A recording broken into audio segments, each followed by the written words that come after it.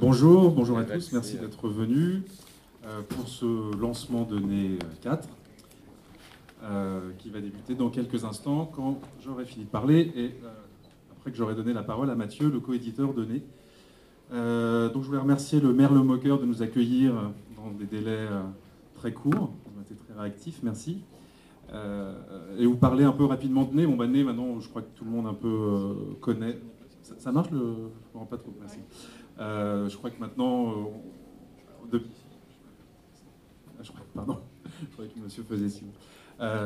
Donc maintenant, depuis notre premier numéro, l'année dernière, en avril 2016, je pense que Nez a pris une certaine importance, a été vite adopté par les professionnels, d'une part, donc, qui sont nombreux ici, parmi nous, comme à chaque fois qu'on fait des événements. Donc ça fait plaisir d'avoir ce soutien. Et puis par un public de plus en plus large. Et qu'on arrive aussi à ramener un peu dans les sphères de l'olfaction des gens qui parfois n'imaginaient même pas qu'on puisse en faire discourir pendant autant de pages sur l'odorat et sur le parfum. Donc c'est notre 4e numéro. Depuis le 3e numéro, on a aussi une version en anglais. La version anglaise du prochain, enfin de ce numéro 4 sortira mi-novembre. Et puis là, on travaille, donc c'est pas encore très très sûr, mais bon, on travaille sur une version italienne, parce qu'on sait bien que le marché du parfum, c'est en Italie. Donc on va essayer d'aller en faire un marché aussi, si je puis dire, pour Nez. Voilà, donc dans ce numéro 4, que j'aurais été bien malin d'avoir dans la main, tiens, c'est toi mon partenaire, Annie Pujol, d'habitude. Dans ce numéro 4, donc on a... Bon, vous retrouverez un peu les séquences habituelles. Donc on a une... merci infiniment. Notamment sur un dossier amusant sur les odeurs de la drogue. Donc là, je remercie Orlandi et Simrise, grâce à qui nous avons pu faire la carte olfactive qui est jetée dans le bouquin quelque part. Nous avons aussi tout un dossier sur l'art et le parfum et sur l'art olfactif. Donc, la partie art et parfum, le parfumeur est-il un artiste, tous ces sujets un peu complexes liés à la propriété intellectuelle aussi du parfum sont abordés dans ce dossier, donc là on va en parler juste après. Un dossier très intéressant écrit par Juliette là-bas sur la contrefaçon, donc on rejoint un peu ces mêmes notions de propriété. Et puis, qu'est-ce qu'il y a encore d'autre? Est-ce qu'on peut m'aider? Qui sait ce qu'il y a dans Nez? Ah oui, l'odorat des aveugles, ça doit me concerner. Et puis, toi t'as fait quoi, Olivier? Les ionones, voilà, un peu de molécules, ça fait toujours un peu de bien. Voilà, donc bon, je vais laisser la parole à Mathieu, parce qu'il est temps.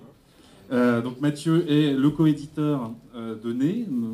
Mathieu est le monsieur qui a dessiné le logo de Nez sur un coin de table il y a quelques temps. Donc il a toute notre reconnaissance. Et ben voilà, il va vous parler un peu de tout le travail d'édition qu'on peut faire et puis du programme de Nez dans les semaines et mois à venir. Bonsoir. Et merci aussi d'être là. Alors je vais vous parler plus du travail éditorial qu'il y a autour de la revue, et notamment, comme vous avez pu le constater déjà, il y a depuis quelques mois l'essence parfum qu'il faut sentir avant de mourir, qui est donc sorti et qu'on est allé essayer de vendre sur le grand marché international de l'édition, de manière à ce qu'il puisse être traduit dans de nombreuses langues. Donc j'espère bientôt que vous pourrez le trouver en japonais, en chinois peut-être, en anglais, en espagnol, enfin, voilà, on ne sait jamais. Donc si ça vous intéresse, voilà, on risque d'être édité dans d'autres pays. Il y a également, pour rappel, l'ouvrage que Jean-Claude Héléna nous a fait l'honneur d'éditer chez nous, qui s'appelle L'écrivain d'odeur, qui est donc le parcours de toute sa carrière, donc un livre témoignage qui est assez riche pour tous ceux qui s'intéressent à la question du parfum. Donc pour quelques infos sur ceux qui avaient loupé les signatures à la librairie d'Arcurial ainsi qu'au Grand Musée du Parfum, Jean-Claude Héléna sera le 26 octobre, donc jeudi prochain, à la librairie 1000 pages qui est à Vincennes. Il sera également le 18 novembre à la librairie Chaîne d'encre, donc la librairie d'Hermès. Et puis il animera également, enfin fera une conférence à la Société française des parfumeurs le 15 novembre. Voilà. Donc c'est les quelques rendez-vous avec Jean-Claude Héléna sur le prochain mois. Une petite information aussi peut-être qui pourra vous intéresser, qui est plus largement liée à la revue Nez. La BPI, donc la Bibliothèque publique d'information, s'il me semble, je crois que c'est ça, nous a invités, donc Nez en tant que revue, mais aussi en tant que mouvement culturel olfactif, à animer une soirée autour de la culture olfactive. Donc cette soirée se fait dans le cadre dans le cycle Place aux revues. Et donc c'est une soirée qui commence, je crois, donc c'est le 27 novembre à la BPI, qui commencera à 19h, où on pourra accueillir, je crois, donc, une discussion, Smell Talks, avec Céline Héléna, notamment Delphine de Sfar, qui doit être dans le coin, et son prénom et son nom est Irach Gurden. Voilà. Puis on accueillera également une discussion autour de l'art olfactif qui sera modérée par Clara Muller et qui seront invités donc Boris Rowe et Julie Fortier qui fera également une performance ce soir-là, donc à Beaubourg. Donc pour ceux qui sont intéressés, on vous enverra toutes les informations nécessaires pour cette soirée du 27 novembre. Donc déjà, si vous pouvez le noter, ce serait formidable. Donc je vais laisser la parole à Sarah qui va donc entamer cette discussion qu'on attend tous et qui risque d'être passionnante. Voilà, merci et bonne soirée. Bonsoir à tous. Merci d'être venus aussi nombreux pour le lancement de ce 4e numéro de Nez, la revue olfactive. Je suis Sarah Boisse, la rédactrice en chef adjointe. Comme l'a expliqué Dominique, c'est un numéro qui se concentre sur la question assez complexe du parfum en tant qu'art. Le parfum est-il un art? Le parfumeur est-il un artiste?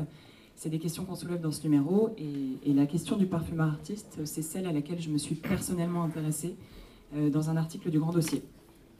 Ce qui était très intéressant, c'est que même s'ils partagent la même profession, les parfumeurs que je suis allée interviewer ont parfois exprimé des points de vue très différents sur la question. Et c'est ce qui nous a donné l'idée d'organiser cette discussion avec 3 d'entre eux, qui ont gentiment accepté notre invitation et qu'on remercie d'être avec nous. Calice Baker est parfumeur pour la maison de composition Givaudan, où elle dirige également l'école de parfumerie. Elle est aussi la présidente de la Société internationale des parfumeurs créateurs. Francis Kurjan, lui, est parfumeur indépendant, fondateur de la maison qui porte son nom, et il collabore régulièrement à des projets artistiques. Et enfin, Michel Runitska, parfumeur-compositeur, est également réalisateur audiovisuel spécialisé dans les spectacles olfactifs depuis plus de 20 ans. Il est le fils d'Edmond Runitska, que beaucoup d'entre vous connaissent certainement, puisqu'il est l'un des grands compositeurs du XXe siècle, et aussi l'un des premiers défenseurs de l'idée que la parfumerie, oui, est bel et bien un art. C'est avec vous que je vais commencer, Michel. Selon votre père, pour qu'un parfumeur soit un artiste, il faut qu'il ait à cœur de composer des parfums qui ne soient pas seulement agréables, mais beaux. Donc être un artiste, ce serait donc avant tout une question d'intention. C'est effectivement une question d'intention, mais pas que. C'est-à-dire que l'intention est importante, l'intention d'être créateur, c'est-à-dire de ne pas faire des copies ou juste des arrangements de choses existantes et de les faire dériver. Donc cette position du créateur qui va plonger en lui-même pour sortir quelque chose de nouveau, ça c'est pour moi déjà un préalable, mais ce n'est pas suffisant. Je pense qu'ensuite, ce qui est nécessaire, c'est que ça se déroule dans un cadre avec une certaine liberté. Bon, je sais que dans le domaine de la parfumerie, il y a un certain nombre de contraintes. C'est dans tout art d'ailleurs. Tout artiste a toujours été confronté à des contraintes, même les plus grands peintres de la Renaissance. Mais à l'intérieur de ces contraintes, je crois que l'expression personnelle de l'artiste est importante. Et ça, je pourrais y revenir après. Et ensuite, ce qui est important aussi, c'est de pouvoir... ce qui définit l'art par rapport à un produit fonctionnel, justement, c'est que l'art n'a pas de fonction en soi. Il n'a pas à rendre, disons, un service. Un produit de beauté, bon, on va avoir une fonction. Ça peut être une fonction hygiénique, une fonction même de séduction. Je pense que ce qui distingue, justement, mon père faisait la distinction, justement, entre le parfum séduction et le parfum esthétique. La séduction, c'est une fonction, c'est-à-dire qu'on a la finalité avec ce parfum de séduire quelqu'un. Alors, peut-être qu'il y a eu des grands chefs-d'œuvre et des œuvres d'art qui ont été des instruments de séduction, mais à la limite, pas plus qu'un très beau morceau de musique qu'on va mettre quand on est amoureux pour être avec sa compagne ou son compagnon. À ce moment-là, la musique devient fonctionnelle aussi, mais ça n'enlève pas son caractère artistique. Ce qui est important, c'est l'intention du créateur, de l'artiste, pas de celui qui va utiliser la création. Voilà. Alors, mon père s'était battu pour faire reconnaître que le parfum était quelque chose qui satisfaisait à des exigences esthétiques, à la notion de beau. Mais moi, j'aimerais rajouter à cette notion de beau deux autres notions qui commencent aussi par B, qui est le bon et le bien. Pour prendre une comparaison, en architecture, quand on construit une maison, cette maison, on aimerait qu'elle soit belle. Donc ça, c'est le premier critère, esthétique.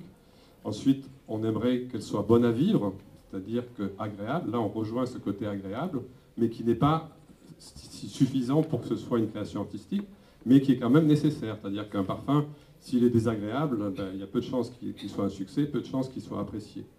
Et le troisième B, c'est bien, c'est-à-dire bien construit. Une maison doit être bien construite, avec des bons matériaux, avec une bonne structure. Un parfum, c'est pareil. Il faut utiliser des bons matériaux, que ce parfum ait de la stabilité, qu'il soit tenace, qu'il ait du volume, de la diffusion. Donc ces trois critères, parfois, sont incompatibles, peuvent aller à sens inverse. On va sacrifier un peu de beauté pour être mieux construit, ou bien on va jouer sur différents paramètres. Mais quand on arrive à un équilibre et avec un niveau assez élevé sur ces 3 B, on obtient ce qu'on appelle un grand parfum. Et là, je pense que l'œuvre d'art est incontestable dans ces cas-là. Voilà ce que je peux dire. Merci. Alors, je vais passer la parole à Francis. Vous avez un point de vue un petit peu différent. Pour vous, la parfumerie commerciale n'offre aujourd'hui pas vraiment la possibilité aux parfumeurs d'être des artistes, puisqu'il y a une réalité économique implacable derrière, qui est qu'un parfum doit se vendre, et donc il doit plaire. Et c'est pour ça qu'on vous impose des sources d'inspiration souvent très policées, qui pour vous sont un peu incompatibles avec une création artistique. Alors déjà, je vais sans doute faire rire, mais je ne veux pas qu'on me prenne pour un gros commerçant bourrin du parfum. Sous prétexte en plus que j'ai cédé une partie du capital de ma maison LVMH ces derniers mois, donc c'est vrai que me présenter comme ça me fait toujours un peu bizarre. Mais au-delà de ça, moi déjà, j'attache beaucoup d'importance au sens des mots. Donc avant de parler de l'artiste, je voudrais parler déjà de l'art. Et il y a l'art avec un grand A majuscule et l'art avec un petit A. Il y a l'art de la guerre au XVIIIe siècle, par exemple. Donc je pense qu'aujourd'hui, on ne va pas dire que la guerre est un art. Et dans l'idée de l'art, je me réfugie assez facilement derrière Kant. Kant qui dit finalement que l'art, ce n'est pas la représentation d'une belle chose, mais c'est la belle représentation d'une chose. Or, quand je vois les sources d'inspiration que nous sommes amenés à travailler en parfumerie, qu'elles soient données ou pas d'ailleurs, parce qu'on parle de liberté, et même si demain j'avais l'entière liberté sur un brief, de dire que je vais aller chercher l'inspiration sur une crotte de chien qui m'a émerveillé, parce que tout d'un coup elle faisait une feuille sous l'automne, avec le truc qui tombe et le soleil qui tape dessus, parce que tout d'un coup il y a une forme organique qui se déroule de ça.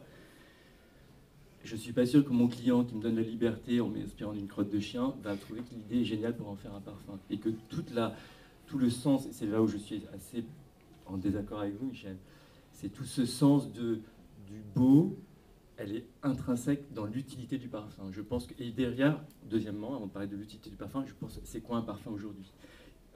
Pour moi, les définitions, elles évoluent avec les époques.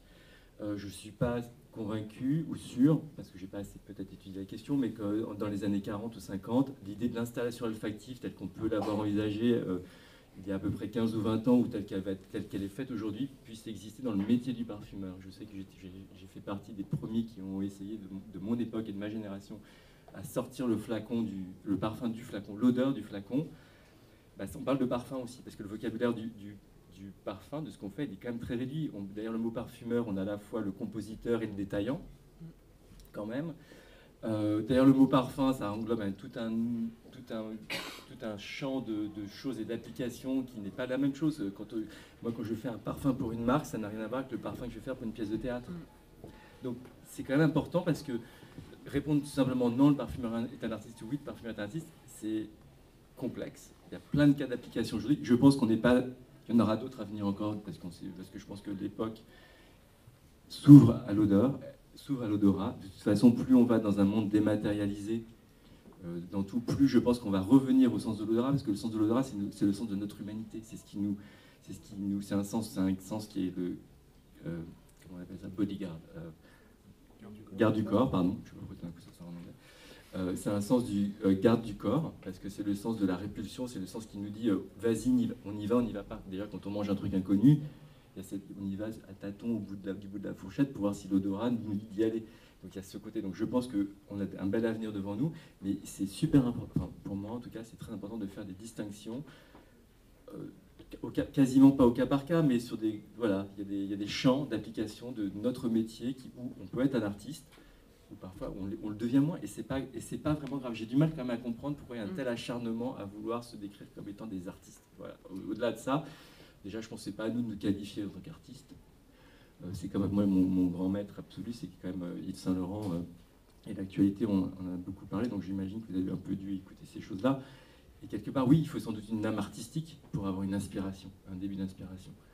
Évidemment, je ne pense pas qu'il faille être dénué de tout, et on fait un acte de transformation quand tout d'un coup on reçoit un brief et qu'on essaie d'y injecter une dose un peu, déjà de le traduire en parfum, en odeur, un truc qu'on nous donne parfois, c'est rock'n'roll, donc il faut déjà bien se transcender. Mais au bout d'un moment, je pense qu'il faut s'arrêter, parce qu'il y a une forme de commercialité. Alors après, chacun va mettre le curseur entre des trucs hyper testés à des choses pas testées, mais même ne serait-ce que de faire sentir à son ami à côté pour demander son avis, c'est une forme de test. Alors après, ça dépend de jusqu'où on teste. Voilà, tout ça sont des curseurs avec lesquels, à la fin, c'est pas une question qui va être facile à débattre ce soir, je pense. Mais donc, oui, pour vous, la parfumerie commerciale, donc c'est pas un cadre finalement qui autorise. Moi, je me suis. Vous parlez de l'absolu pour le soir, par exemple. J'ai commencé ma carrière très facilement avec un cas d'école, le Mal. J'ai eu l'impression d'avoir fait ce que je voulais avec Chantal Ross. On était sur un petit coin de table. Tout ça s'est fait Yukaidi, Yukaïda. Super. Je suis parti 4 ans à New York. Cadiz me connaît très bien. C'était un peu un désert créatif parce que je me prenais des râteaux successifs avec les marques américaines. Je suis rentré en France, je me souviens, j'ai fait une finale sur un Gilles Sander.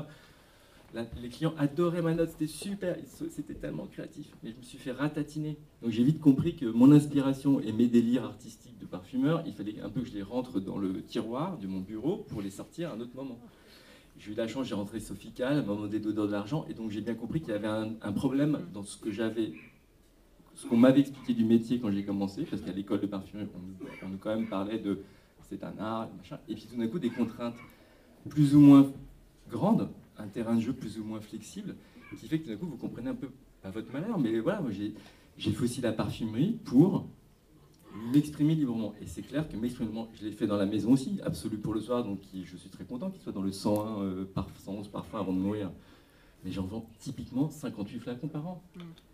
Voilà, donc ma maison ne peut pas tenir à vendre des parfums qui se vendent à 58 exemplaires dans l'année, sous prétexte que tout d'un coup mon associé m'a laissé faire un délire de cumin sur un cyste labdanum sur une note en moins. Je pourrais le faire, hein. Je pourrais très bien le faire, mais je pense que je serais tout seul aujourd'hui.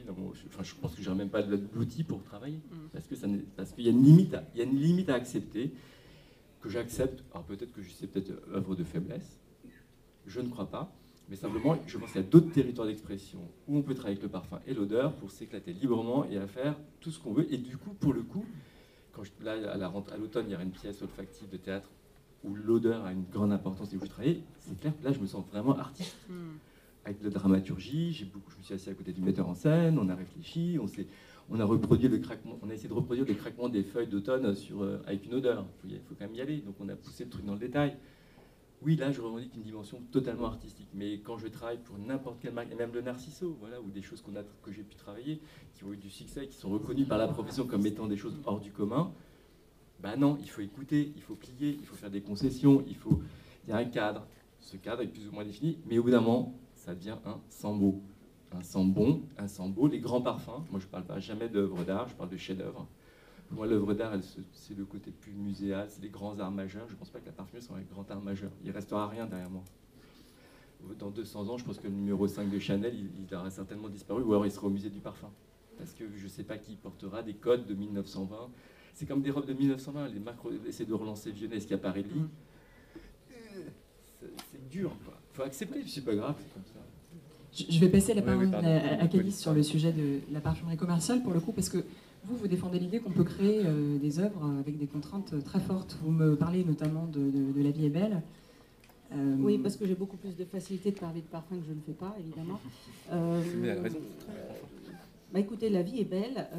Je sais, parce que je travaille aussi pour ce client, je sais que ce sont des contraintes extraordinairement difficiles à répondre. aussi bien de puissance, de sillage, c'est-à-dire qu'il faut faire un parfum, comme disait Michel, qui a beaucoup de savoir-faire, qui doit aussi plaire à un grand nombre, et pour entrer, et aussi suffisamment différenciant et mémorable pour pouvoir rester sur le marché quelque chose de reconnaissable et mémorisable. Donc dans ce cas-là, on verra ce que l'histoire nous dira, mais pour moi, qu'on l'aime ou qu'on l'aime pas, La vie est belle et rentre certainement dans une œuvre. Alors maintenant, puisqu'on parle de l'art, moi quand j'ai regardé, parce que j'ai juste feuilleté, je n'ai pas encore lu le nez, mais j'ai été vraiment fascinée de voir que c'est un sujet qui importe, en fait. Alors c'est vrai que je ne m'étais jamais posé la question, alors du coup c'est vous un peu qui m'avez forcé à me poser la question. Et je me suis dit, bon, effectivement, ça a l'air très clivant, ça a l'air d'être très passionnant, mais peut-être il va falloir commencer un petit peu à comprendre. Alors je rejoins Francis et Allez bien placer au milieu, en fait. Ouais, moi, vous allez voir, je suis la Suisse. Hein, mais peut-être que c'est mon tempérament, je ne sais pas. Bon, déjà, je me suis dit, bon, il faut jalonner le spectre de l'art. Qu'est-ce que c'est l'art ? Si je mets ça de manière linéaire, bon, il y a beaucoup plus de paramètres, mais si on passe pour rejoindre ce que disait Francis, et de tout ce qui est beau, pour parler aussi de ce que tu viens de dire, Michel, on part dans un sens de tout ce qui est très beau, qui n'a pas d'autre prétention que de vous faire plaisir. On est dans le pur hédonisme, et ça, on peut en citer incroyablement un très grand nombre de parfumeurs et d'artistes qui sont dans ce spectre-là. Il y a Guillaume Diallo qui était le père du maître de Michel-Ange, celui qui a inventé la guirlande, donc du nom éponyme de ce maître, qui a transformé la guirlande, donc l'entrelac de feuilles, de rubans et de fleurs. Il en a fait des bijoux. Des bijoux, c'est devenu des appliques, des stucs, etc. Et puis tout le monde a été d'accord que ça a été une pièce artistique qui a traversé les âges. Et puis dans l'autre côté du spectre, puisqu'on parle, comme tu parlais de la crotte tout à l'heure avec sa petite feuille dessus, hier il y a eu le procès de Déborah de Robertis, je ne sais pas si vous avez suivi ça, qui a exposé son sexe ouvert devant la Joconde comme une œuvre d'art. Par là, elle voulait crier son engagement féministe. D'ailleurs, ça a été un non-lieu, hein, le procès. Et on a un Piotr Pawlenski qui vient d'arriver en France, qui est un artiste aussi, qui s'est cousu la bouche avec une ficelle, mais réellement, hein, c'est-à-dire que la ficelle, elle passe d'un côté et de l'autre. Et il s'est aussi cloué les testicules avec des clous et un marteau sur la place rouge pour montrer qu'il était dénué, ou que son pays était dénué de toute liberté. Et alors justement, à propos de poser les jalons, ce qui est intéressant, c'est que Vladimir Poutine, dans sa sagesse froide, il a regardé le cas et il a dit « c'est important de faire la frontière entre ce qui est l'art activiste et la folie dangereuse ». Donc il parle aussi de frontières. Donc on parle de ça depuis tout à l'heure. Où est-ce qu'on se situe sur tous ces genres? Et alors là, je vais essayer de faire un petit peu plus vite. Et après, il y a la même chose dans le temps. Si on regarde l'histoire de l'art sur 2000 ans, on a des artistes, des sculpteurs de temples et de sculptures dans la Grèce ou dans la Rome antique, tout ça jusqu'à vous passez par le Moyen-Âge, la Renaissance, le classicisme, etc., jusqu'au pré-romantisme. Les artistes travaillaient finalement fichtrement comme nous. Ils étaient dans des ateliers, il y avait des maîtres, des élèves, ils avaient des mécènes, des commandes, ils étaient pressés par le temps, on leur rejetait leurs commandes, ils étaient en compétition, etc. Ça ressemble beaucoup. Après, il y a une petite période romantisme qui a à peu près 150, qui a duré à peu près 150 ans, où l'artiste, à cette époque-là, par rejet de la bourgeoisie, une espèce d'état d'âme bohème, et pour répondre à son idéal de liberté, a rejeté brusquement toutes ces contraintes. Et il mourait souvent démuni, méconnu, quand il ne se coupait pas l'oreille. Voilà, mais ça, c'est une toute petite période. Et aujourd'hui, l'artiste, il recommence. Alors, conceptuel ou beaux-arts, il est de nouveau dans le cas dans lequel le parfumeur est. Alors, tout ça pour vous dire que il n'y a aucune raison d'infirmer ou de confirmer que l'artiste est un parfumeur ou pas, mais certainement, la seule chose que moi je peux dire, c'est que ce n'est pas à nous de le dire. L'œuvre, elle doit être reconnue par des experts, par des pairs, par des amateurs, par des connaisseurs, et quand ils sont assez nombreux pour monter l'œuvre au niveau de l'œuvre, le chef-d'œuvre au niveau de l'œuvre d'art, cette décision est entre leurs mains. Et en tout cas certainement pas dans la nôtre. Donc pour revenir à, tu sais pas, ton parfum dans 150 ans, il sera peut-être tout à fait là à côté de Chanel 5. Ça sera pas ta décision. Mais il sera au musée. Peut-être. Non mais sûrement parce qu'il n'y a pas... Pardon. Il sera certainement, je pense qu'il sera plus commercialisé, non pas pour des questions de reformulation, parce que ça, c'est pas le souci. C'est juste que je pense qu'un parfum, il y a une question de goût et de mode de vie. Moi, j'ai été élevé à l'odeur du Poupina et du Mustela, et on me talquait les fesses avec ce genre de trucs-là. Ma nièce, quand je lui ai fait un cadeau pour Noël, elle m'a demandé de me faire un gel douche au Coca-Cola. Et quand je vais voir les petits dopes, il n'y a plus d'odeur de mon enfance à moi. Parce que le goût de la société évolue et que le parfum, c'est un reflet. Pour moi, le parfum jalonne l'histoire de l'homme, jalonne l'histoire de l'humanité. On finira comme une formule de Kifi, peut-être. Déjà, même maintenant, parfois, je reprends des vieilles formules des années 10, 20, enfin 1900, parce que maintenant, il faut préciser, presque.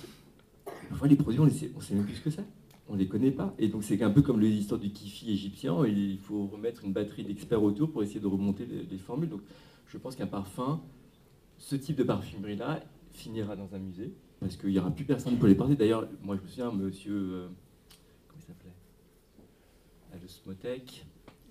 Jean Callot nous parlait de crêpes de Chine, de la magnificence de crêpes de Chine. Et si crêpes de Chine était vraiment un truc aussi intemporel que peut l'être la Joconde, le parfum n'aurait jamais cessé d'être vendu parce qu'il aurait toujours eu un succès commercial. Et il y a quand même bon nombre de parfums qui ont été discontinués parce que tout d'un coup, ils ne sont pas portés. C'est un peu Pierre Berger disait beaucoup, le disait à propos des robes pour Saint-Laurent. Une robe est faite pour être portée et en fait c'est sa fonction. Et le vêtement peut être, dans le cas de Saint-Laurent, il a fait des défilés ou des vêtements qui peuvent être tout d'un coup érigés au rang de chef-d'œuvre, presque, et ultimement au rang d'œuvre d'art. Mais la fonction première d'un vêtement, c'est la portabilité. J'ai parlé récemment avec une jeune qui s'appelle Iris Van Herpen. Quand vous voyez ce qu'elle fait, ça fait relativement, c'est pas que c'est inquiétant, mais c'est un univers très particulier. Elle admet quand même que, tout en étant très particulière, la fonction même du vêtement, c'est de finir peut-être pas dans la rue au sens où tout le monde doit le porter comme un jean, et cette histoire de portabilité, pour moi, c'est là où tout d'un coup la limite artistique s'arrête. Parce qu'on n'est pas dans les extrêmes d'un russe qui se cloue au plafond ou de performance dithyrambique. On ne peut pas faire ça dans un flacon commercial. On a tout un champ de libre à côté pour le faire. Et je pense que c'est là où le parfumeur peut revendiquer sa part purement artistique. Et dans ces cas-là, on peut parler d'œuvres d'art et tout ça, mais dans un flacon, sur un rang Sephora, Marionneau, et même dans mes propres boutiques, au bout d'un moment, le client, il faut que je le chope et que ça vende, quoi. Enfin, voilà, D'où les contraintes dont on parlait tout à l'heure. Mais... Alors, je voudrais vous poser la question à vous, Michel. Pour vous, est-ce qu'un parfum, un grand parfum peut naître avec des contraintes très fortes, comme c'est le cas aujourd'hui dans la parfumerie commerciale la plupart du temps ? Bien, assez rarement. Moi, c'est pour ça. Enfin, moi, j'ai eu la chance de rencontrer Frédéric Malle au moment où il démarrait sa maison d'édition de parfums, et j'ai trouvé l'idée absolument géniale. Et bon, je lui ai proposé quelque chose, il l'a pris sans aucune modification. Donc, je considérais que lui avait la véritable approche qu'on devrait avoir justement dans le domaine de la parfumerie d'auteur, c'est-à-dire se comporter comme une maison d'édition qui est au service des créateurs. Donc c'est un des seuls à avoir adopté cette démarche-là, et c'est pour ça qu'on l'a soutenu, ma mère et moi à l'époque, et qu'on a accepté de lui donner le parfum de Thérèse, qui a été un petit peu sans fer de lance au début. Donc ça, travailler dans ces conditions-là, oui. J'ai eu l'occasion de travailler aussi avec d'autres clients avec lesquels il y avait une véritable symbiose, une harmonie, des affinités. Donc dans ce cas-là, soit la personne est suffisamment confiante pour donner carte blanche au créateur, et c'est génial, soit il y a suffisamment de compréhension et de vocabulaire commun pour qu'on puisse dialoguer et que là, ça devienne une création commune avec un enrichissement personnel. Mais même là, assez vite. Comme effectivement le dit Francis, j'ai vu qu'il y avait des limites et que ces créations-là, si elles étaient belles, si elles avaient des succès d'estime, n'ont jamais eu de succès vraiment commercial parce qu'on était en dehors du circuit. C'était peut-être réservé à des gens qui étaient capables justement d'aller outre le matraquage publicitaire que peuvent faire les grandes marques et qui étaient à la recherche d'originalité. Mais c'est vrai qu'on ne peut pas construire une vie de créateur sur ce marché-là. Il y a peu de marques de niche qui finalement arrivent à s'en sortir, je crois. Hein. Ou alors elles sont rachetées par les grandes marques qui s'en servent comme faire valoir. Et c'est pour ça que moi, dans la deuxième partie de ma vie créative, je me suis orienté sur les spectacles olfactifs. Parce que là, j'avais plus le service marketing pour me dire il faut faire ceci, il faut faire cela. J'étais entièrement libre et de créer une partition olfactive pour un spectacle que je concevais aussi par ailleurs au niveau des images, au niveau du son, m'a permis de rentrer vraiment dans une autre dimension où le parfum n'était plus donc dans ce côté justement agréable. Il peut être dérangeant, il peut être provoquant, il peut être sans forcément non plus aller trop loin dans la provocation comme ont pu l'être certains artistes, notamment Polyester, un des premiers films qui était odorisé. C'était vraiment des odeurs de paix, de chaussettes. Enfin bon, ça c'est très facile à mon avis. C'est un courant de l'art qui se défend, mais que personnellement, bon, je trouve qu'on passe à côté, quoi.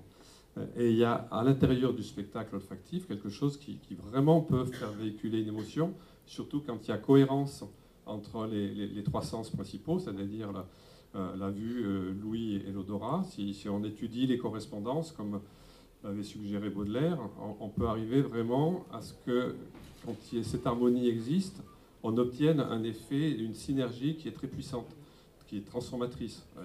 Et moi, ça m'a amené progressivement à aborder une autre dimension du parfum, qui est une dimension chamanique, spirituelle, qui, elle, donc, on sort de l'art, on est dans un autre domaine, on peut arriver à créer des parfums qui soient des parfums de méditation, des parfums cérémoniels, comme j'ai pu le faire avec les Indiens Shipibo. Donc, c'est quelque part, je pense, le futur du parfum, pas forcément au niveau commercial, mais en tout cas dans une dimension qui lui manque à l'heure actuelle.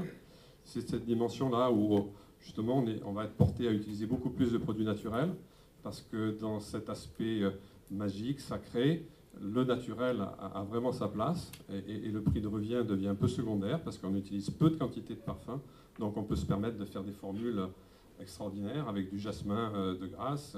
Dans les spectacles, c'est pareil, on consomme très peu de matière, donc dans le spectacle, on a une liberté au niveau du prix. Là, vraiment, le parfumeur, à mon avis, peut s'épanouir. Et je pense qu'il y a un futur de la parfumerie créative dans ce domaine-là. On l'espère tous, je pense. Mais malheureusement, c'est encore pas vraiment une réalité. Et justement, Francis, vous évoquiez tout à l'heure votre formation à l'ISIPCA et le décalage que vous avez pu ressentir entre ce qu'on vous a enseigné, c'est-à-dire la parfumerie comme un art, et ce que vous avez découvert en sortant. Est-ce que vous pouvez... Oui, mais c'est une époque, ils sont tous très jeunes. C'est un truc de vieux, ça. C'était il y a 25 ans. C'est intéressant de savoir comment la parfumerie a été enseignée à ce moment-là. Oui, mais c'était un cours très particulier, qui était fait par un prof très particulier, qui était Jean-François Blin, qui était un cours très important, parce que ça nous sortait de la chimie, donc c'était quand même pour nous une bouffée de respiration. Et du coup, oui, c'était un parfumeur particulier, parce qu'il faisait partie d'un groupe de parfumeurs qui s'appelait le groupe du Colisée, donc l'édition est malheureusement épuisée, je crois. C'était un groupe de parfumeurs qui avait une fratrie, une confrérie de parfumeurs qui se réunissaient rue du Colisée et qui dissertaient sur justement ces questions qui se voulaient les héritiers de M. Rundiska en essayant de défendre une idée non seulement du beau, mais aussi cette idée artistique. J'en suis revenu dans l'usage de ce que je dois faire tous les jours quand je réponds à une commande d'un client. Voilà, moi j'en suis revenu. Et j'ai pas d'état d'âme, et c'est pas compliqué, je suis pas, comment dirais-je, et je m'en suis, comme dit Calice, parce que Calice et moi on est assez proches quand même sur ces questions-là, on a quand même discuté aussi quand on a commencé ensemble. J'ai pas de souci de pas être artiste, voilà, c'est un peu... J'ai l'impression qu'on cherche à mettre sur un passeport, comme on mettait à l'époque sur un passeport, votre profession artiste, un truc un peu qui fait chic.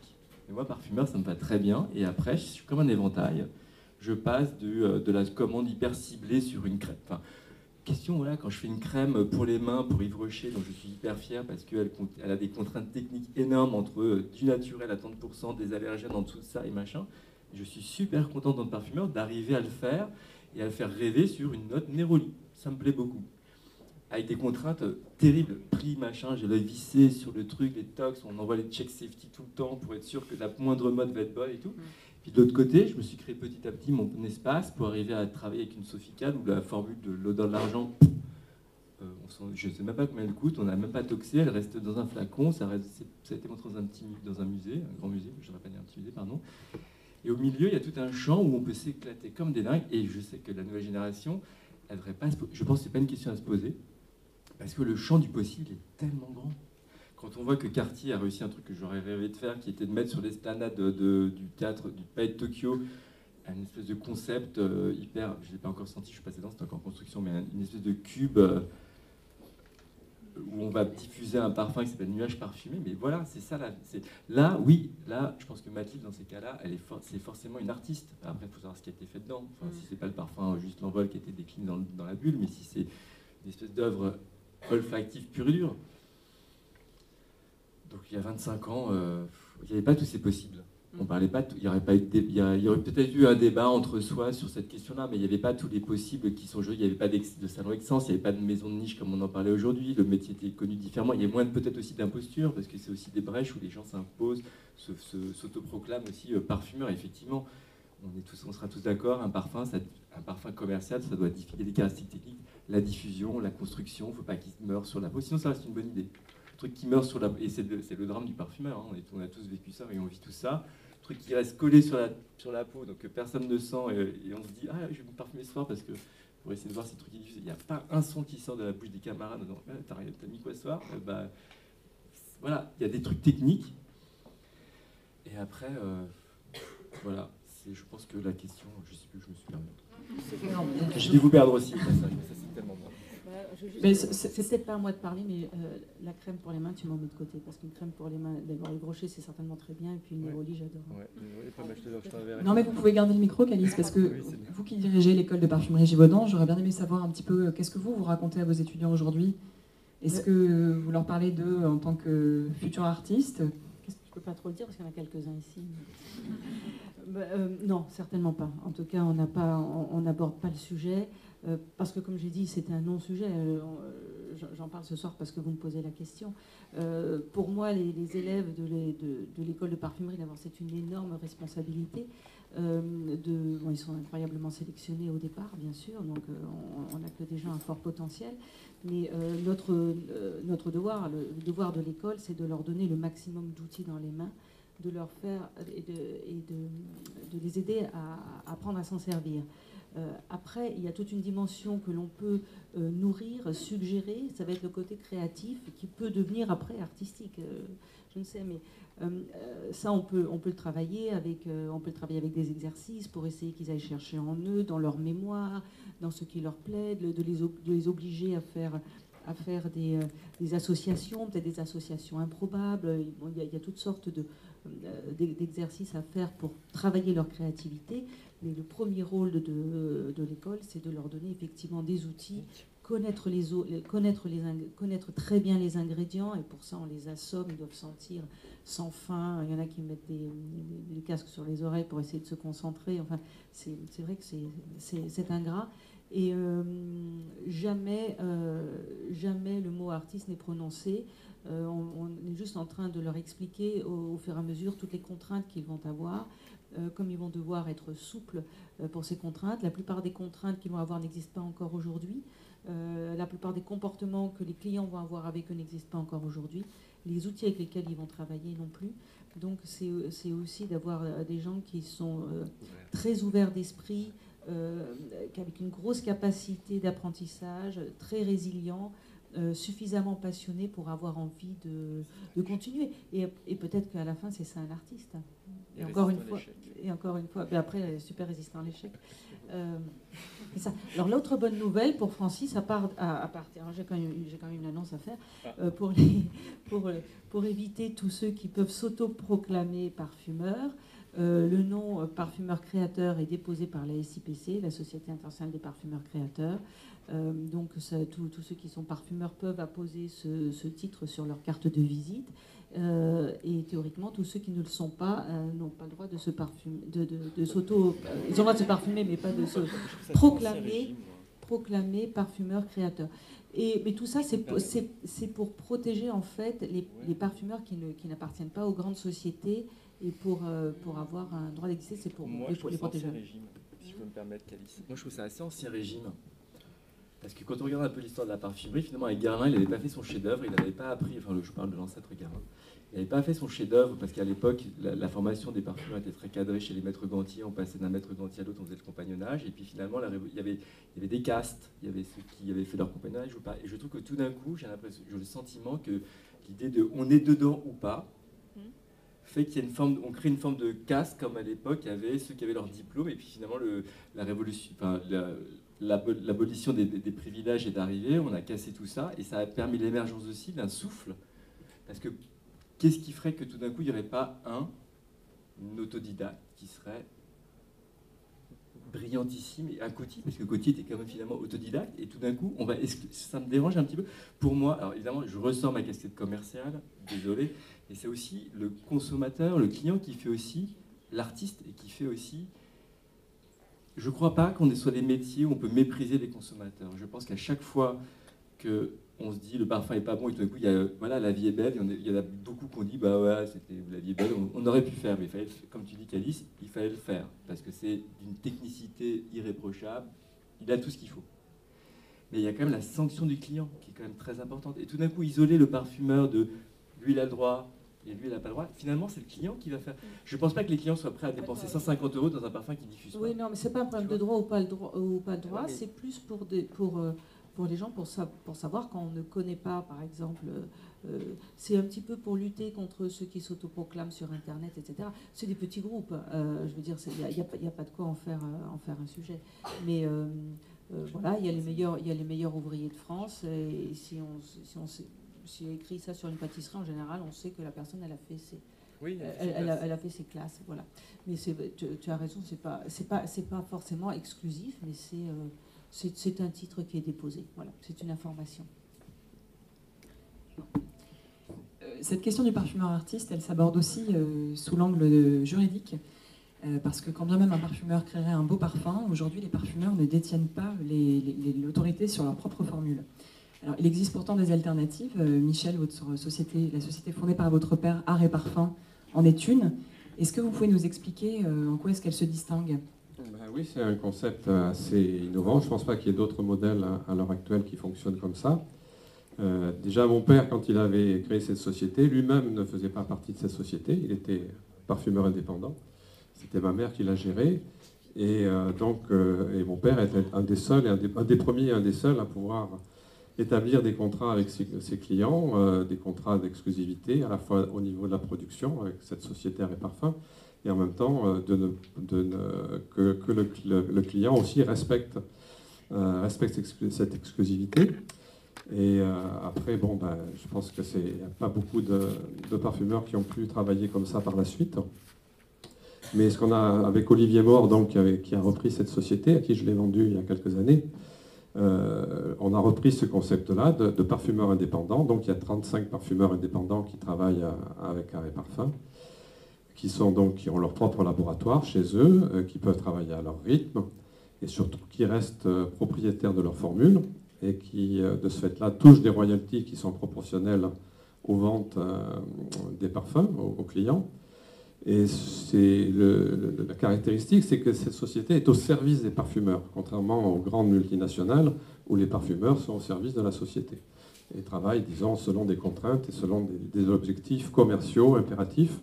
Là, c'est la liberté qu'a le parfumeur indépendant de pouvoir travailler à son rythme, la nuit, le jour, comme il veut, d'avoir un contact direct avec le client, donc de ne pas passer par des intermédiaires ou des politiques commerciales qui leur imposent d'utiliser telle ou telle matière première. Là, ils ont la capacité, la possibilité d'utiliser toutes les matières premières qu'ils désirent. On les référence sur leur demande.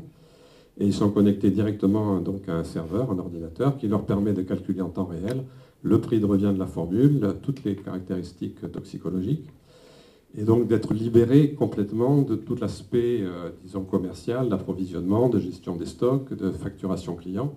Et tout leur temps est consacré à la création, à la créativité. Donc ça, je ne sais pas s'il y a beaucoup de sociétés qui permettent ça, mais en tout cas, cette liberté, ce dégagement de temps qu'a le créateur pour pouvoir travailler dans les meilleures conditions. Et pour, à mon avis, quelque chose qui est vraiment important et qui, justement, va à contre-courant de ce qui se passe à l'heure actuelle. Je ne sais pas si c'est un modèle d'avenir. En tout cas, il a ses limites. Il est lié à ce que ce ne soit pas trop important non plus. Il est lié aussi à la personnalité qui coordonne tout ça, qui est la personnalité d'Olivier, qui est quelqu'un de totalement intègre, qui a une probabilité absolue et qui fait que, bien sûr, ce serait tentant de pouvoir, comme il a accès à toutes les formules de ses créateurs, qu'il y ait des fuites ou des choses comme ça, et justement, c'est très strict. Il est le seul à avoir accès à ça et il garde ça pour lui. Et il n'y a pas justement d'interférence d'un créateur à l'autre. Mais ça suppose, voilà, ce sont des facteurs humains qui ne sont pas forcément transposables dans une unité plus grande et une multinationale. Mais en tout cas, ça fonctionne depuis maintenant plus de 10 ans. Le chiffre d'affaires ne cesse d'augmenter. On travaille avec les créateurs les plus prestigieux, dont certains sont ici. Et voilà, donc c'est quelque chose qui, moi, je trouve, est vraiment le prolongement de la philosophie de mon père et a prouvé que ça pouvait fonctionner. Vous parlez des facteurs humains qui font que ça pourrait difficilement s'étendre à plus grande échelle. Voilà, c'est un facteur de confiance. Est-ce que dans une multinationale ou une société plus grande, dans la mesure où il y a plusieurs personnes qui ont accès aux formules, est-ce que je veux dire, cette caractéristique justement de discrétion, j'avais déjà créé mes parents, parce que les formules étaient très fractionnées, ce qui fait que même les préparateurs ne connaissaient jamais la formule dans son intégralité. Là maintenant, bon, c'est un système automatisé avec un robot qui pèse directement, automatiquement chaque formule. Mais on a quand même gardé le côté fractionnement pour que personne dans la société ne puisse avoir accès à la totalité des formules des créateurs. D'accord. Vous voulez dire quelque chose, Calice ? C'est un sujet qui m'intéresse depuis assez longtemps, en fait.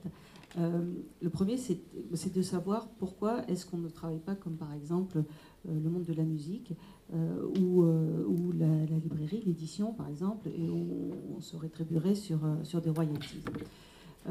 La première chose qu'il faut voir, c'est que historiquement, on ne vend pas une formule, on ne vend pas une idée, on vend un jus. On vend des kilos, des tonnes, on vend des fûts. Donc c'est comme ça qu'on s'est rétribué en vendant les fûts. Donc on se fait une marge dessus, et sur le coût du fût englobe tous les coûts de fabrication, mais les coûts de création, etc. Donc là-dessus, je me suis posé la question, je me suis dit, bon, bah, alors finalement, il y a deux métiers différents. Il y a l'usine qui pèse, qui réalise la formule, et puis il y a les créateurs. Il n'y a pas de raison, même, finalement, c'est des métiers qui sont suffisamment différents, on n'a même pas besoin d'être dans la même entité. Ça pourrait être deux sociétés séparées, où on vend la formule à celui qui va le réaliser, comme ce que tu fais. La formule n'est pas rendue, il y a un droit d'exploitation. Voilà, ou on fait exploiter la formule et on récupère des royalties sur le nombre sur l'huile qui est vendue. Puis je me suis demandé, mais pourquoi ça fonctionne pas, ça? Alors il y a trois sortes de parfumeurs. Je ne sais pas si vous connaissez bien comment fonctionne l'industrie. Il y a les parfumeurs qui travaillent dans des très grosses sociétés dont je fais partie. Il y a les parfumeurs et nous, nos droits, ils sont cédés contractuellement contre une compensation. Pardon ? Oui, compensation mensuelle. Compensation mensuelle, oui, qui n'a rien à... Comme un salarié. Un salarié, absolument, c'est un salarié. Il y a le parfumeur maison, donc qui travaille chez Chanel et qui va faire les parfums exclusivement chez Chanel. Donc eux, ils ont aussi un contrat, il est aussi salarié, il a certainement peut-être des droits sur ses œuvres, je ne sais pas. Et puis il y a le parfumeur indépendant qui, lui, finalement, va vivre directement de l'huile qu'il va vendre. Et je me suis dit, bon, tous les gros, là, toutes les grosses sociétés, il n'y en a pas tant que ça. Il y en a 5 très gros, et puis après une dizaine, si on descend un petit peu plus bas dans l'échelle de la taille. Je me dis, mais pourquoi est-ce qu'on ne travaillerait pas tous comme ça? On se divise en deux, il y a ceux qui réalisent et qui pèsent, et puis il y a ceux qui créent. Et je me suis dit, depuis le temps que je vois comment ils fonctionnent, en fait, ils passent leur temps à s'observer. C'est-à-dire que s'il y en a un qui fait quelque chose, l'autre, on sait qu'il va tout de suite l'étudier, il va le faire parce qu'on travaille avec les mêmes clients, donc on veut avoir un avantage compétitif. Donc dès qu'un va faire une action, l'autre va instantanément suivre. Donc je me suis dit, si ça avait été une bonne idée, si quelqu'un l'avait développé, toute l'industrie serait rentrée dans ce système-là. Donc s'il n'y a pas ce système de royalty aujourd'hui, c'est donc que c'est pas une bonne idée. Voilà, c'est peut-être c'est une bonne idée. C'est juste que c'est de la grande finance contre c'est de la grosse finance. C'est-à-dire que c'est pas une bonne idée pour eux. C'est pas une bonne idée pour eux. C'est une bonne idée pour nous en tant qu'individus, mais c'est pas une bonne idée pour les sociétés. C'est ça le truc. Donc c'est se battre, c'est David contre Goliath sur cette histoire. Parce que finalement, dire que le parfum est une œuvre d'art, ça implique qu'on va tomber que le parfum, donc sa formule, j'ai appelé mon avocate aujourd'hui. Du coup, je suis super calé sur le point qui était un peu incertain. Donc en gros, si le parfum est une œuvre d'art, la formule qui représente donc ce parfum est éligible au même titre que toutes les œuvres d'art à ce jour, qui sont qu'à la mort du créateur, la formule tombe dans le domaine public. À la mort, 70 ans. Ouais. Donc, dans le domaine public. Ce sont ses enfants d'abord. Non. Les ayants droit, il y a jusqu'à 10 ans après la mort. Ça veut dire que le numéro 5 la formule numéro 5 de Chanel, grosso modo, elle serait peut-être disponible. Donc je ne sais pas quelle maison voudrait... Alors c'est vrai qu'on revient sur ce secret de formule, qui est le secret gardé, qui est un secret de polychinelle, hein. N'importe quel chromato avec quelqu'un au bout qui est super compétent, il vous démonte un truc super bien. Très rapidement, je pense qu'en une journée, le truc, on a le schéma. Moi je vois, hein, de temps en temps, on envoie des trucs en urgence. Dans la journée, on a des schémas. Donc demander absolument une œuvre d'art, il y a un contre-coup qui va être la divulgation de la formule. Est-ce qu'on est tous prêts à ce que les formules se baladent Voilà. Moi, j'ai aucun souci par rapport à ça, parce que de toute façon, ça se fait déjà. Sous le manteau, personne n'en parle jamais ouvertement, mais sous le manteau, les grandes formules, quand on passe d'une maison à l'autre, on laisse tout son paquet de formules. Il y a notre parfumeur qui déboule derrière, qui reprend la formule pour faire une mise en conformité. Il change de maison, il repart avec le sac de formule aussi. Voilà, c'est un espèce de secret de polichinelle très bien gardé, donc personne ne veut jamais parler, parce que tout d'un coup, on a violé une sacro-sainte formule qui doit être absolument gardée. Mais je pense que ce qui est important, et pour travailler avec Olivier Mort et la Société Arrêt Parfum sur quelques parfums que j'ai pu créer, c'est la qualité de l'ingrédient. Voilà. On sauvera sa création, parce qu'il y a une qualité, un rapport qualité-prix par rapport à la création qui est signée. C'est-à-dire que la beauté d'un accord, c'est pas tant son prix, c'est ce que ça sent. Parce que parfois, un très bel accord, il peut se décliner. C'est un peu comme la haute couture et le prêt-à-porter. Une très belle robe quand il y a une très belle idée dans une robe de haute couture, on doit pouvoir la faire décliner dans une robe de prêt-à-porter. La robe Mondrian, elle peut se faire aussi bien sur mesure pour Catherine Deneuve, qu'elle peut se retrouver chez Prise Unique à 50 €. Parce qu'il y a après, le matériau fera que. Mais l'idée, elle est là. Il y a des grands parfums, comme moi je cite souvent le Gloria Vanderbilt, qui est toujours vendu au Monoprix pour 20 € le flacon de 100 ml. C'est une immense création de Sorry Grossman. Il y a une idée dingue dans ce truc qu'on peut retwister, remachiner. Donc, aller chercher les œuvres d'art absolument, s'inscrire dans l'artistique, de toute façon, on va se battre, et on se bat aujourd'hui contre des intérêts financiers qui nous dépassent lourdement. Cadiz a raison, le seul intérêt, nous on aurait un intérêt en tant que parfumeur d'avoir des royalties. Mais allez vous battre contre les 5 gros qui pèsent à eux seuls, grosso modo, ça pèse 10 milliards. Les 5 gros pèsent grosso modo 10 milliards. Voilà. Je ne sais pas si 20 individus vont être capables de... Je ne sais pas si les 50 individus qui doivent faire du chiffre d'affaires sur les top 5 fragrances vont être capables de renverser la machine. Ça me paraît quand même très compliqué. Alors, à défaut de protéger les formules du parfumeur, est-ce qu'on pourrait peut-être imaginer un autre modèle? Calice, vous parliez de l'industrie du cinéma qui donne de la reconnaissance à tout le monde. Est-ce que c'est quelque chose dont le monde du parfum pourrait s'inspirer? Encore une fois, parce que moi j'aime bien toujours les définitions, quel est le problème en fait? Le problème c'est l'argent ou c'est le problème c'est la reconnaissance? Évidemment, si c'est l'argent, finalement il y a d'autres moyens. Il vaut mieux inventer un petit truc qui coûte pas cher et faire une très grande distribution, et là on est sûr de gagner de l'argent. Si le problème c'est d'être marketable, c'est-à-dire que son nom soit reconnu, bon ben après il faut s'en sortir un petit peu autrement. Ou si le problème c'est d'être reconnu, effectivement, dans l'industrie du cinéma, moi je suis toujours très très très surprise de voir que, pour ceux qui ont la patience de rester jusqu'à la fin du déroulement du générique, mais il y a la personne qui a apporté la cuillère, qui a mis dans le café pour l'assistant du perchiste. Et tous les gens sont reconnus vraiment jusqu'au bout. Quand nous, on reconnaît... alors il y a un autre sujet, je ne sais pas si je suis un petit peu hors sujet, mais on commence ces derniers temps à beaucoup plus parler de parfumeur. Là, on s'est dit, ah tiens, c'est peut-être parce que le parfumeur est un artiste. Et après, quand on réfléchit un petit peu, c'est pas parce que le parfumeur est un artiste qu'on en parle, c'est que pour qu'un parfum se vende, il doit amener avec lui un imaginaire et doit ramener avec lui une histoire. Et le parfumeur, en fait, est souvent à même de raconter l'histoire. Donc de mettre le parfumeur derrière le parfum et de l'exposer, un peu de le pipoliser, ça va aussi permettre d'aider à vendre le parfum. Mais ça ne le pose pas plus comme un artiste. C'est pas parce qu'on l'a vu à la télé ou voilà. Et le nom du parfum, on n'en parle pas, mais le parfum c'est quoi? C'est pas qu'une odeur. Je sais que je suis en conflit total avec Chandler Burr qui décide qu'on sent en blind une odeur pour l'ériger. Il y a un test dans le Women's Wear Daily que je trouve épouvantable. On sent un truc en blind. Et on juge un parfum. Mais un parfum, c'est pas que ça. Chalimar s'appelle Chalimar, il s'appelle pas Jardin de mon curé.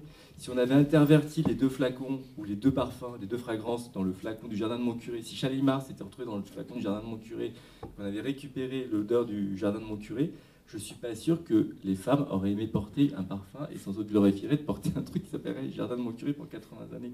Donc c'est pas aussi que du... Le parfum, c'est pas que de l'odeur, c'est une marque, un nom, une odeur, un peu moins, moi je mets un peu moins le flacon en avant parce que quand on sort de sa salle de bain et quand on suit une femme dans la rue, elle n'a pas le flacon accroché à la ceinture et dans le dos, donc je pense que je mettrai un peu le flacon dans le dos, mais quand même, il a un impact quand même assez violent, mais c'est aussi quand même le nom du numéro 5 de Chanel pour qu'on y ait aussi attaché. C'est quand même un nom qui est quand même, pour l'époque, d'un avant-garde, c'est pas quelques fleurs de Bigan, qui est sorti quasiment au même moment, qui était Fleury LDID, peut-être moins que numéro 5, mais c'est un imaginaire qui comprend tout ça. Donc, c'est bien beau de se diriger artiste, mais in fine, ça se passe, moi je pense que ça se passe un peu au-dessus. Absolument, Francis a 1000 fois raison de parler de la contextualisation, puisque il y a des études d'ailleurs qui sont faites à ce propos. Hein. Il y a une étude très récente que je viens de la lire, c'est pour ça que je la trouve spécialement intéressante. Un produit par un allergologue qui a dit bon ben voilà, je veux vous mettre face à une substance allergisante et un autre panel face à une substance dont l'innocuité est absolue. Quasiment tous les membres du panel de la substance allergisante, qui était un placebo au même titre que l'autre, ont tous senti des réactions. Ils étaient très clairs, ils commençaient à se gratter, à éternuer, etc. Parce qu'on leur a expliqué. Donc ça, au niveau contextualisation, on peut pas trouver mieux. Vous proposez un dentifrice à la pomme. À l'époque, Yves Rocher faisait un dentifrice à la pomme et vous le proposez à quelqu'un, vous mettez une feuille de menthe dessus en disant qu'est-ce que tu penses de ce dentifrice à la menthe, les gens vont vous expliquer qu'il est fabuleux, le dentifrice à la menthe. Donc la contextualisation est absolument très très importante. Et pour ça, je ferai rapidement un parallèle entre le parfum et la musique, et plus spécialement l'opéra. La formule du parfumeur, pour moi, se réduit au livret et à la partition. Et pour l'instant, c'est encore rien tant qu'elle est à ce stade-là. Après, il va y avoir toute la mise en scène, toute la scénographie, les costumes, et tout ce qui va rendre en fait le produit opéra en fait beau. Et après, ce produit opéra peut être exporté, peut être remasterisé, comme nous les flanqueurs, etc. Mais donc il y a une certaine proximité entre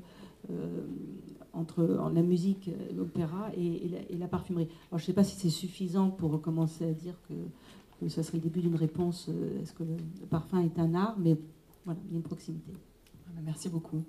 Ce sera le mot de la fin, puisqu'il nous reste 10 petites minutes avant la fin de cette discussion. Je me tourne vers vous. Est-ce qu'il y a des questions dans le public ?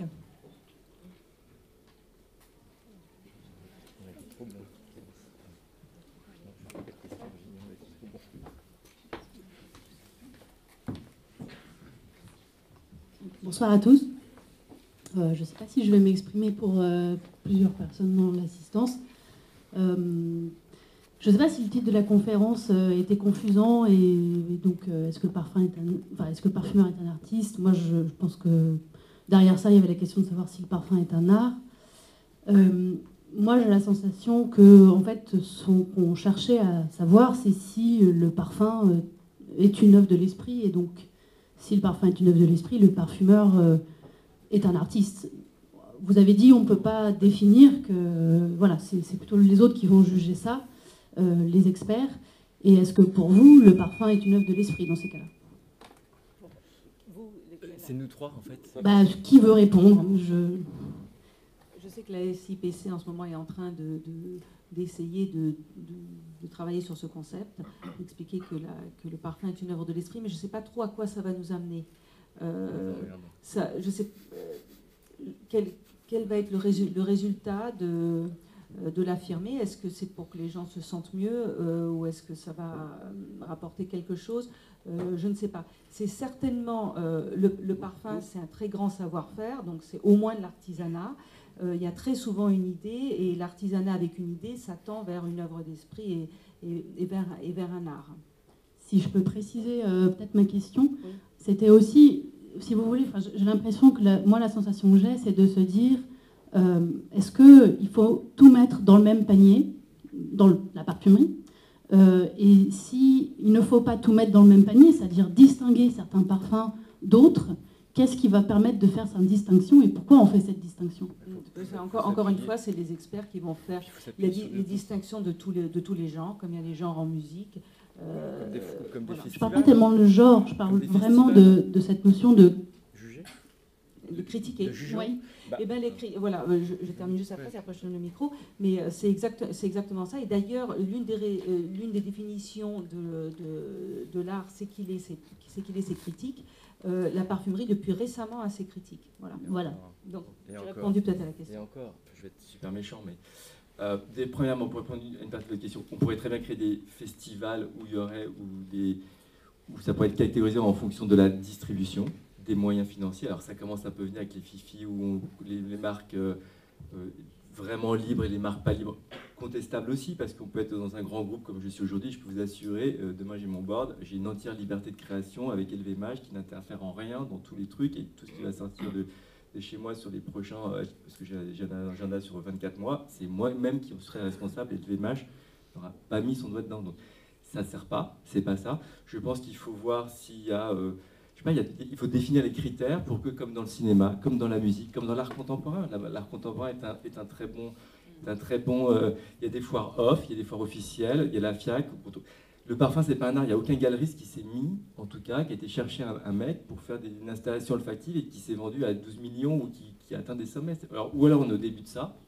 Et aujourd'hui, il n'y a aucun galeriste au monde qui s'est encore aventuré à aller foutre des billes chez un artiste pour révolutionner le truc. Parce que le problème, c'est que si on veut que le parfum soit un art, il faut que l'odeur vive d'elle-même. C'est ça le truc. C'est qu'aujourd'hui, on est quand même en train de mettre des noms, on met de l'emballage. Le nuage parfumé de la FIAC, c'est avant tout une installation quand même super design. C'est pas juste c'est pas un caisson noir dans lequel on rentre et puis on va juste fermer les yeux à tâtons pour sentir. On a quand même besoin d'un dispositif autour qui nous aide à ramener les gens dans du concret parce que c'est tellement impalpable qu'on ne sait plus trop comment parfois les faire cheminer. Et l'autre question qui était la critique, pareil, la critique, quand je vois qu'il y a des... Alors ça va faire, vous allez crier sans doute pour certains, mais quand on sent un parfum juste en blind, sans son contexte, non. Moi, en tout cas, tel que le métier est conçu pour moi, ça ne fonctionne pas. Un parfum, il va au moins avec son nom. Parce qu'il y a quand même, si on parle d'une intention et d'une œuvre de l'esprit, je me souviens quand il s'appelait Tommy Girl, il y avait Darjeeling, je m'en souviendrai tout le temps. Voilà, ça s'appelait Darjeeling, c'était une note de thé. Le nom, même si ça s'appelait... Enfin voilà, il y a une contextualisation du parfum qui fait qu'on ne crée pas juste un truc en l'air, on ne crée pas sans idée, on crée une idée, donc une intention, donc il y a un truc, il y a un nom qui va avec. Donc sentir tout seul... Il y a une petite chose à laquelle on n'a pas parlé, c'est peut-être hors sujet, mais ça va peut-être un petit peu raccrocher les wagons, c'est de l'émotion. C'est vrai, je suis complètement d'accord qu'un parfum, et je viens de donner des exemples au niveau des allergies, etc., sans son contexte, il est vraiment, il est incroyablement déshabillé, mais on peut avoir des émotions incroyablement fortes parce que ça lie à la mémoire, etc. Vous en avez écrit déjà dans des journaux entiers. Mais c'est à ce niveau-là, on n'en a pas parlé de ça, mais je veux dire, l'art est aussi convoyeur d'idées et convoyeur de beauté, mais c'est aussi convoyeur d'émotions.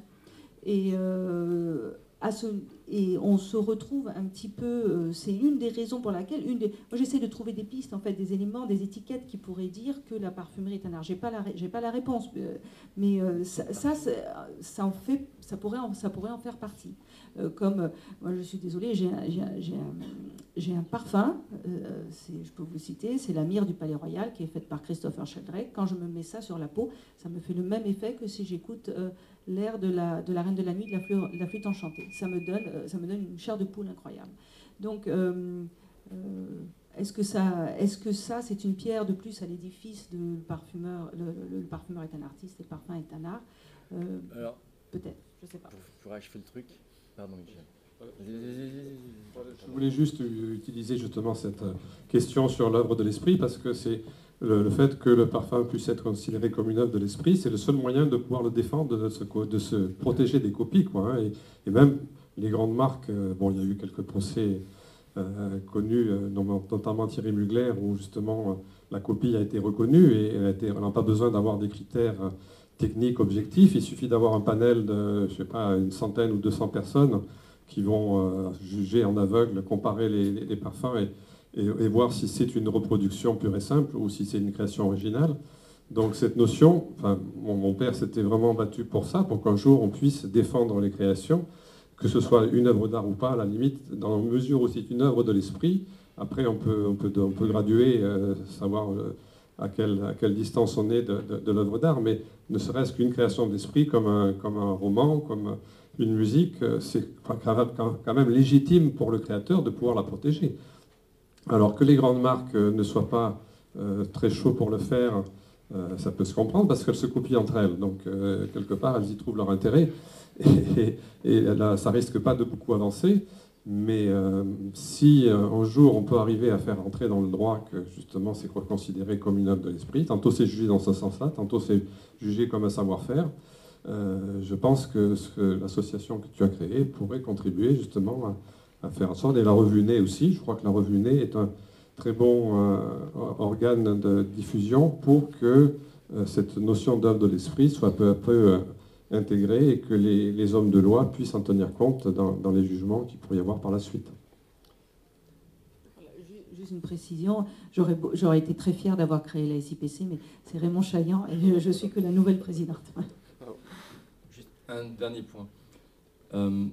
Une œuvre d'art, le prix d'une œuvre d'art n'est jamais fixé par la qualité de ses matières. On n'achète pas un Picasso parce qu'il y a des matières chères, il y a des couleurs chères chez Picasso parce que la toile coûte cher. Et en fait, ce qui me dérange aussi beaucoup avec ces maisons qui ont des postures, ou ces parfumeurs qui ont des postures artistiques, c'est qu'on justifie un prix en disant, et très souvent c'est le cas, c'est l'iris absolu de machin de Florence, blablabla, à 45 000, c'est la rose, bibibi, bababa, de grâce. Le jour où on sera capable, en tant qu'industrie, dans son intégrité, à quasiment faire oublier l'ingrédient et la matière première, ce jour-là, on aura franchi un cas aussi vers l'art. Parce que quand on écoute du Mozart, quand on regarde une installation de Duchamp, quand on brasse tout ce qui est aujourd'hui sacré comme de l'art, l'ingrédient, le composant, mais il n'a aucune importance.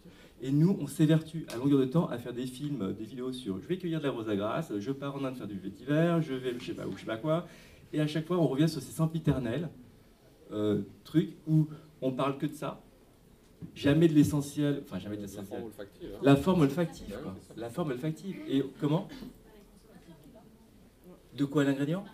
Ah non, non, c'est un choix des marques. Ah non, alors. Je suis pas d'accord. Je sais. Alors, excusez-moi de vous reprendre sur le sujet. J'ai lancé ma maison de parfum en 2009. J'avais interdit à mon attaché de presse de mettre quasiment les familles olfactives et les ingrédients dans les. Parce que. Serge Lutens l'a fait. J'estimais. Oui, en fait, ça s'appelle la myrrhe, fleur d'oranger, santal et musc. Si vous voulez, quand vous appelez santal, musc et myrrhe, au début, ça facilite comme les. Bordeaux 1834. Oui, mais à la fin, vous revenez quand même sur le comptoir, parce que Dieu sait que de Houston à Tokyo, en passant par, je voyage énormément pour vendre mes parfums sur le comptoir. À la fin, c'est même pas la fin, c'est qu'est-ce qu'il y a dedans. Donc quand vous appelez à la rose, c'est relativement facile. Et quand vous commencez à avoir une forme de complexité ou olfactive, ou dans le nom qui ne vous raccroche pas une forme de réalité du consommateur qui est dans la mandarine, et même les ingrédients, quand ça sort trop de l'ordinaire, les ingrédients, le consommateur, il ne sait pas ce que c'est. Et vous avez beau essayer de faire de l'éducation, et il y a de l'éducation, au bout d'un moment, les choses ne fonctionnent pas. Et c'est vrai que la parfumerie est encore aujourd'hui incapable de se sortir de l'ingrédient et d'essayer de parler des formes. ce qui est la base d'une activité et d'un style, et qui est la base de se décrire de l'art. Parce que quand on va vraiment chercher ça au fond du truc, c'est l'ingrédient, mais c'est Macache. Voilà, ça n'existe plus. Voilà. Et on est encore dans du hyper figuratif, à se demander ce qu'il y a dedans. Alors le client dans les grandes maisons, on a excessivement besoin, parce que très souvent, ça compense une forme de pauvreté de concept. Summum dans les années 90, le fameux pavot bleu de l'Himalaya, qui a quand même foutu une petite claque à tout le monde, parce que tout d'un coup, le pavot bleu de l'Himalaya, il fallait quand même aller le chercher. Mais on est quand même revenu, on est quand même toujours resté au niveau zéro, et je me bats constamment avec mon service de presse, et j'en dis le moins, mais la formation ne demande que ça. Qu'est-ce que vous avez mis dedans? Pourquoi? Comment? Il y a quoi dedans? Et même le synthétique. Voilà, sans parler de le synthétique. Pourquoi a-t-on autant de mal, en tant que parfumeur petite maison, grande maison, à parler de ce foutu synthétique qui est une invention technologique, une révolution qui a permis de créer la parfumerie contemporaine. La parfumerie, c'est comme la photographie, c'est né à peu près dans les mêmes années. Fin 19e, milieu 19e, et globalement, on est à peu près dans ces eaux-là. On a été incapable de gérer l'arrivée du synthétique, qui est l'élément capital où, quand vous prenez n'importe quel parfumeur qui s'exprime en disant c'est grâce au synthétique que j'avais à parler.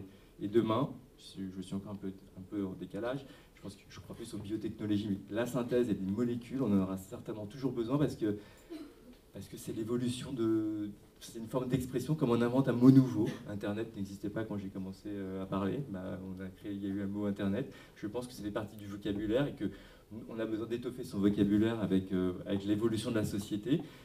Le synthétique, voilà, pour vous faire court. Mais bon, bref, je vais faire court, parce qu'après je m'en porte. Il y a des questions, je crois. Ce sera la dernière question, je pense. Alors, deux petites questions. Bonsoir à tous. Je me permets de prendre la parole en tant que chercheur en philosophie esthétique pour d'abord vous féliciter parce que vraiment c'est un bel effort que d'essayer de définir ce que c'est qu'une œuvre d'art. Vous n'êtes pas les premiers à vous faire un peu dépenser de l'énergie pour développer ça. Je trouve qu'il y a j'ai une question et juste une petite remarque. Par rapport à tout ça, c'est vrai que la notion d'art, de toute façon, elle est historique. Donc on s'en sortira pas si on essaye de se dire l'art, est-ce que le parfumeur est artiste, c'est un terme qui sert un peu toujours à masquer plein de choses, comme vous l'avez très bien souligné. Quand on dit plasticien, on voit ce que c'est. Quand on dit musicien, on voit de quoi on parle. Mais quand on dit artiste, en général, il n'y a pas grand-chose derrière, ou on ne sait pas trop. Et l'œuvre d'art en elle-même, c'est une définition qui a évolué entre... justement cette proximité avec l'artisanat. Il n'y avait pas de séparation entre les deux globalement à la Renaissance et surtout au XIXe siècle avec cette définition très romantique, comme vous l'avez dit, de l'œuvre d'art, ce serait une création unique à caractère personnel, née d'une inspiration et qui aurait une fonction atemporelle. Bon, ça, c'est une définition qui correspond à une époque, c'est pas la définition en général. Et donc aujourd'hui, on peut se poser la question avant tout de qu'est-ce qui fait art où justement on n'arrive pas trop à s'en sortir. Est-ce que la parfumerie est un art contemporain? Ça pourrait être la question, sachant que l'art contemporain lui-même peut s'inspirer de la parfumerie. Donc d'un côté, on a les artistes qui essayent de devenir parfumeurs, et de l'autre côté, les parfumeurs qui peuvent parfois avoir un discours artiste.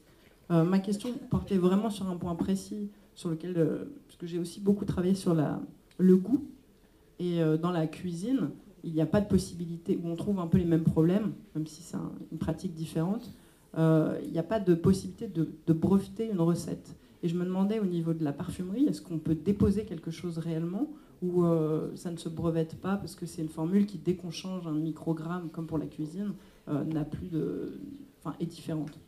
Je me suis posé exactement cette question quand j'ai vu le sublime macaron de Pierre Hermé Ispahan, qui m'a d'ailleurs inspirée et pour faire un parfum, le Lola. Et j'aurais tellement voulu aller le voir en disant est-ce que je peux te rétribuer un petit peu parce que je t'ai pris l'idée, enfin c'était un truc sublimissime. Évidemment, on peut remonter aux éclairs, aux religieuses, aux millefeuilles, etc. Ils créent quand même des choses qui sont extraordinaires et qui sont. Alors c'est même pas copié et c'est juste connu que dans toutes les boulangeries on trouvera. Et puis si jamais on le fait pas pareil et si on le déstructure, les gens le prennent plutôt mal. Donc il faut que ce soit exactement la même chose. j'ai du mal à comprendre justement ce que font les pâtissiers par rapport à nous à ce niveau-là. Et ils ont pas de problème. Et un pâtissier génialissime qui va trouver une nouvelle recette qui est complètement transcendante, comme l'Ispahan, ça lui pose pas de problème. Donc, il y a même une émulation chez les pâtissiers. J'ai eu la chance de travailler avec Christophe Michalak. Ils se réunissent. Alors, je ne sais pas s'ils le font toujours, mais à l'époque où je travaillais avec Christophe Michalak au Plaza, ils se réunissent, ils se font des soirées avec un thème, ils se font tarte au citron. Et donc tous les chefs de Paris, des grands hôtels de Paris, se réunissent autour d'une table dans les caves, dans les cuisines de l'hôtel, et ils se font une soirée tarte au citron, et ils s'échangent les recettes, et puis ils goûtent la tarte au citron. Mais on verra jamais ça. Jamais chez les parfumeurs, j'aurai la chance à nouveau de m'asseoir avec Calice, avec des micropions ou avec quelques-uns d'entre nous pour dire on va se faire un muguet sur le coin de table, et on va faire une soirée muguet pour partager nos muguets. Mais ça n'existera même pas en vrai. Il faudrait sans doute le faire, mais il y a tellement de tabou, il y a tellement de non-dits pour des questions d'argent. Parce que si. On n'a pas le temps. On n'a pas le temps. Oui, ils se lèvent, c'est vachement dur. C'est la pâtisserie, ils se lèvent à 5h du mat pour que les petits croissants soient servis et tout. Je ne sais pas si on n'a pas le temps. C'est que je sais qu'à l'époque, peut-être pas aujourd'hui, j'ai relativement la paix aujourd'hui, mais je sais qu'à l'époque, il y a 15 ans, si j'avais fait ça, aller voir un soir avec Calice ou deux micropions, mais mon boss, il m'aurait appelé. Le commercial qui était sur les grands comptes, il m'aurait téléphoné. Qu'est-ce que tu foutais, parce qu'on est un peu fliqué parfois, qu'est-ce que tu foutais à machin à sentir un truc? Parce que c'est des affaires d'argent. Énormément d'argent. On a du mal et on veut peut-être pas parce que c'est toujours pénible de dire que c'est encore l'argent qui est roi, c'est encore l'argent qui mène et tout.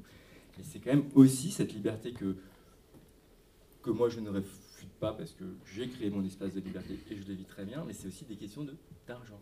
Je vous rassure, il y a la même chose quand même partout. Dans le domaine partout. de la cuisine. Oui. Par exemple, il y a l'exemple très célèbre du fondant au chocolat qui a été inventé par Michel Bras et qui a été repris partout.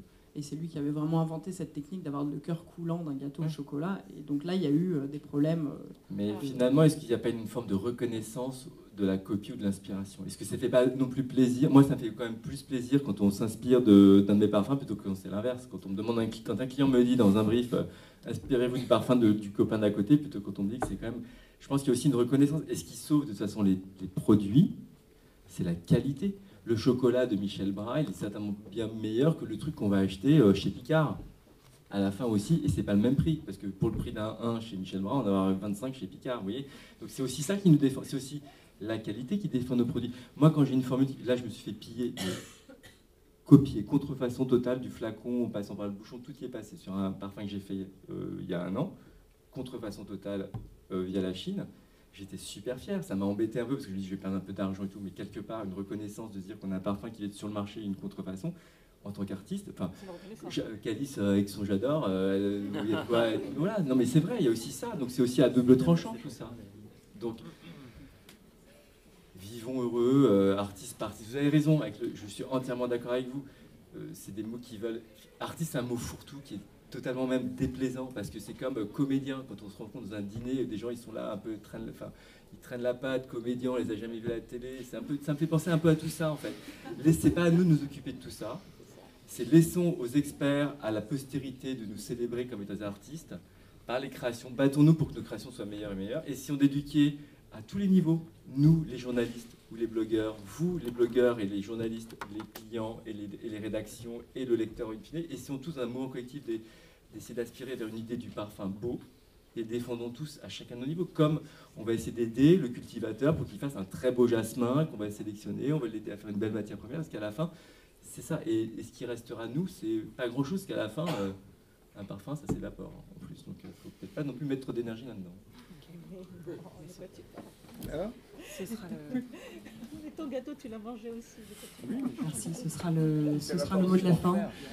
Merci beaucoup à tous d'être venus. Merci à vous. Merci.